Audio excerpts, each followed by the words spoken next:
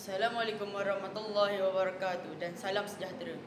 Yang dihormati Tuan Pengerusi Majlis, para guru yang saya muliakan serta rakan-rakan yang saya kasihi sekalian. Bersyukur kita ke hadirat Ilahi kerana dengan limpah kurnianya kita dapat berkumpul malam majlis ilmu pada hari ini. Tajuk syarahan saya pada pagi ini mulia ini ialah kesejahteraan sejagat bermula dari diri. Hadirin yang budiman, apabila kita menyebut tentang kesejahteraan sejagat, ramai antara kita membayangkan dunia yang bebas daripada peperangan, kemiskinan dan penindasan. Tidak salah tanggapan itu. Namun begitu sering kali kita terlupa bahawa kesejahteraan dunia tidak akan tercapai jika tiada kesejahteraan dalam diri setiap individu. Bak kata pepatah, dalam asal benih yang baik jatuh ke laut menjadi pulau.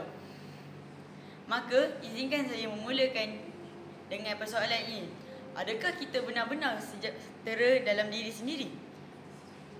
Saudara dan saudari, kesejahteraan diri bermaksud mempunyai kenangan emosi, fikiran dan yang waras, hati yang bersih serta tindakan yang penuh hikmah. Individu yang sejahtera akan menjadi manusia yang positif, penyayang dan menyumbang kepada keharmonian sekelilingnya. Bayangkan jika setiap insan mulia hari dengan senyuman, bertegur siapa dengan sopan, membantu mereka yang memerlukan. Bukankah dunia yang akan menjadi tempat yang lebih baik? Kita ambil contoh tokoh-tokoh kemanusiaan seperti Abdul Sattar Eddy dari Pakistan dan Mother Teresa dari India. Mereka bukanlah pemimpin negara, bukan juga jutawan, tetapi mereka menjadi pencetus kesejahteraan sejagat dengan bermula daripada hati yang ikhlas, membantu orang lain, sifat empati dan kasih sayang dalam diri. Mereka melimpah dan memberi manfaat kepada ribuan manusia. Hadirin sekalian, dalam dunia yang serba moden ini, kita semakin alfa akan nilai-nilai murni. Kita cepat marah, mudah melatah dan kerap bersangka buruk. Media sosial akan menjadi gelanggang cacian, bukannya tempat menyebarkan inspirasi. Kita lupa bahawa satu kata-kata boleh membina tapi juga boleh menghancurkan. Maka di sinilah letaknya peranan kita untuk kembali menilai dan memperbaiki diri. Kita mesti menanam nilai sabar, hormat, jujur dan kasih sayang dalam kehidupan seharian. Saya ingin berkongsi sebuah kisah kecil tetapi bermakna.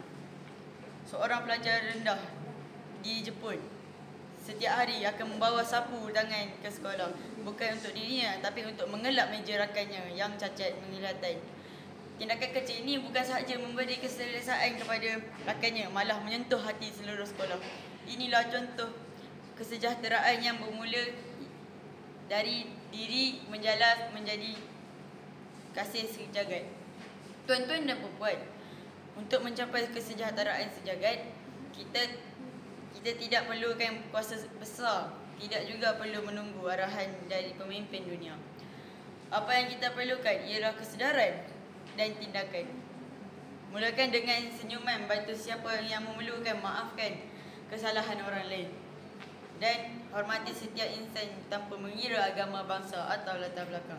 Saya ingin menutup syarahan ini dengan sepotong hadis Rasulullah SAW yang bermaksud, tidak sempurna iman seseorang kamu sehingga dia mengasihi saudaranya sebagaimana dia mengasihi dirinya sendiri. Riwayat Al-Bukhari dan Muslim. Marilah kita menjadi manusia yang menyebarkan kesejahteraan bermula dari hati. Menjadikan dunia ini bukan sahaja tempat untuk hidup, tetapi tempat untuk mencintai dan dicintai. Sekian, terima kasih.